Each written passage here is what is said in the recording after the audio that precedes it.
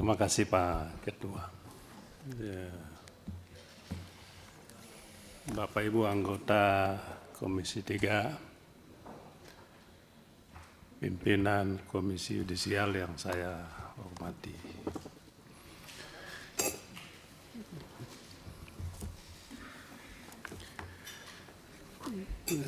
Saya membaca dan mengikuti penjelasan-penjelasan yang tadi disampaikan oleh teman-teman Komisi Yudisial. Yang ingin kita bahas, yang akan kita bahas ini adalah KUHP, Kitab Undang-Undang Hukum Acara Pidana. Jadi hukum acara pidana,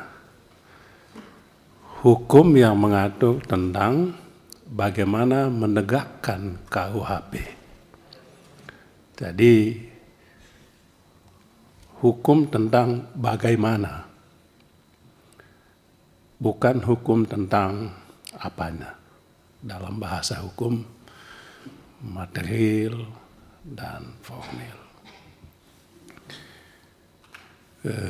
Mengapa KUHP kita bikin, mau kita ubah tahun 81 tadi Jenderal sampaikan, karena memang undang-undang ini sudah saatnya kita perbaiki, kita revisi.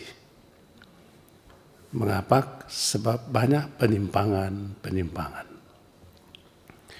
Yang kedua, kebutuhan ini karena penyesuaian terhadap hukum material KUHP yang kalau saya tidak salah Pak Ketua akan mulai berlaku awal tahun depan, awal tahun 2026. Oleh sebab itu KUHP harus kita revisi. Saya mau menyoroti yang pertama tadi, revisi KUHP untuk memperbaiki penyimpangan. Siapa yang melakukan penyimpangan? Dan siapa yang menjadi korban akibat penyimpangan yang dilakukan? Siapa yang melakukan penyimpangan jelas. Kalau dalam Integrated Criminal Justice System, ada kepolisian, ada kejaksaan, ada hakim. Dan juga jangan lupa ada lapas, ya, eksekusinya lah, ya, itu dalam sistem Integrated Criminal Justice System tadi. Apa yang berkaitan dengan kepolisian? Terus terang, kewenangan penyidikan secara umum itu kan ada di kepolisian. Penyidik kepolisian, untuk kasus-kasus lain juga ada penyidik KPK, ada penyidik PPNS, kemudian juga ada penyidik kejaksaan. Yang kemudian tahapan selanjutnya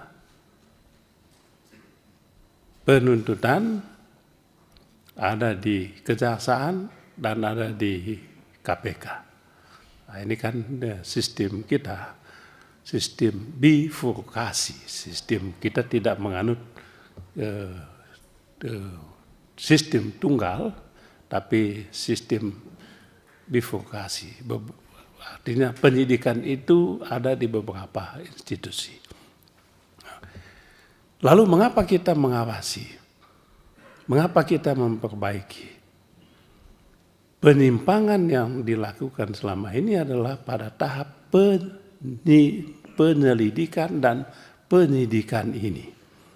Terutama tindak pidana umum, non korupsi yang bukan menjadi kewenangan Kejaksaan dan KPK.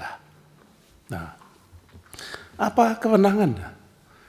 Kepolisian, kewenangan memanggil, kewenangan memanggil calon tersangka, memeriksa kasus, memeriksa perkara, apakah sebuah perkara punya kandungan peristiwa pidana atau bukan. Kalau sudah diketahui, ditentukan ada peristiwa pidana, lalu ditentukan siapa tersangkanya, siapa yang diduga. Jadi memanggil orang. Kewenangan kedua, memeriksa. Memeriksa kasus, memeriksa orang tadi. Ketiga, menggeledah, melakukan penyitaan, kewenangannya. Gak bisa suka-suka menggeledah, gak bisa suka-suka menyita. Kewenangan yang keempat, menetapkan orang sebagai tersangka. Gak bisa suka-suka, ada prosesnya. Periksa dulu. Dalam KUHP itu ada bukti permulaan yang cukup dulu, barulah orang itu dipanggil untuk diperiksa. Untuk diselidiki dulu. Lalu disidik, penyelidikan dan penyidikan. Jadi tahap penyelidikan, tahap untuk menentukan ada tidak peristiwa pidana. Setelah itu baru masuk ke penyidikan untuk menentukan apakah ada tersangka atau tidak. Kan gitu kita, Pak. Setelah menetapkan orang tersangka, lalu ditahan. Tahan juga ada syaratnya. Tidak bisa suka-suka menahan orang. Tidak bisa. Kalau sudah tidak memenuhi syarat, tidak ada sudah ditetapkan sebagai tersangka, salah, atau orangnya meninggal dunia, kadaluarsa, tidak ada dasar hukumnya, maka diberhentikanlah penyelidikan dan penyidikan itu. Itulah aturan kita. Tapi mohon maaf, Bapak-bapak KY, inilah penyimpangan yang terjadi oleh penyidik ini. Suka-suka. Apa suka-sukanya? Periksa orang suka-suka. Kalau enggak datang diancam. Padahal enggak ada dasarnya. Enggak datang diancam, dipanggil paksa. Penyimpangan yang kedua, tiba-tiba orang ditetapkan sebagai tersangka. Penyimpangan yang ketiga, peristiwa pidana direkayasa. Mau kasih contoh, kasus Sambo. Itu kan rekayasa peristiwa pidana. Kalau mau contoh lagi, kasus pengusaha atas nama Ted Siong melawan Mayapada. Itu peristiwa pidana yang direkayasa. Fiktif. Inilah penyimpangan-penyimpangan tadi. Apa yang terjadi? Yang terjadi kesimpulannya, Bapak-bapak KY yang sangat saya hormati. Hukum itu dijadikan alat. Penegak hukum juga dijadikan alat. Enggak polisinya, penyidiknya, enggak jaksanya, enggak penuntut umum. Kewenangan penyadapan yang masih abu-abu suka-suka dipakai. Sekarang Bapak KY tidak jelas yang punya kewenangan menyadap ini siapa. Aku kalau punya duit juga aku bisa beli alatnya. Aku bisa nyadap. KPK bisa nyadap, polisi bisa nyadap, jaksa bisa nyadap, BIN bisa nyadap, siapa lagi yang bisa nyadap?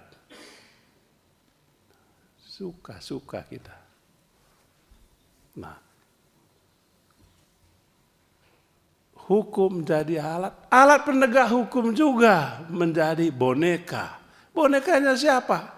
Bonekanya oligarki. Itu yang terjadi.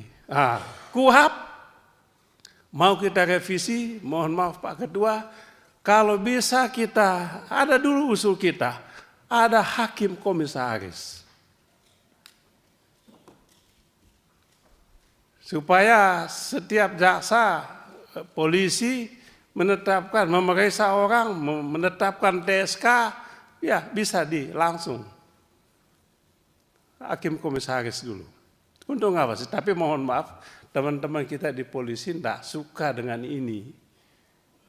Tidak suka dengan hakim komisaris ini, karena akan membatasi mereka. Tapi pertanyaan pokoknya Pak Ketua yang terhormat dan Bapak-Bapak Komisi Yudisial adalah bagaimana tadi? Bagaimana mengawasi penggunaan kewenangan luar biasa yang dimiliki oleh penyidik, kepolisian atau kejaksaan atau KPK atau penyidik PPNS supaya tidak ada abuse kekuasaan. Supaya tidak ada pelanggaran hak asasi manusia. Hamba. Sekarang Pak cek aja. Cuman ya ini bukan kewenangan Komisi Yudisial. Tapi sebagai pemikiran kan ya boleh-boleh aja. Pak Ketua, saya mengusulkan akan datang kita mengundang khusus Korps Kejaksaan, Korps Kepolisian, kalau hakim itu IKHI. Kalau bisa kita undang untuk bahas soal yang menurut saya sangat-sangat penting. Koreksi, perbaiki KUHP untuk mengawasi penggunaan kewenangan penyidik kepolisian yang sangat luar biasa agar tidak lagi terjadi abuse kekuasaan, abuse kewenangan. Transparansi, akuntabilitas, dan juga kepastian hukum adalah nilai-nilai keutamaan yang harus kita junjung tinggi dan kita pastikan dalam KUHP yang akan kita revisi ini. Demikian Pak Ketua, terima kasih banyak.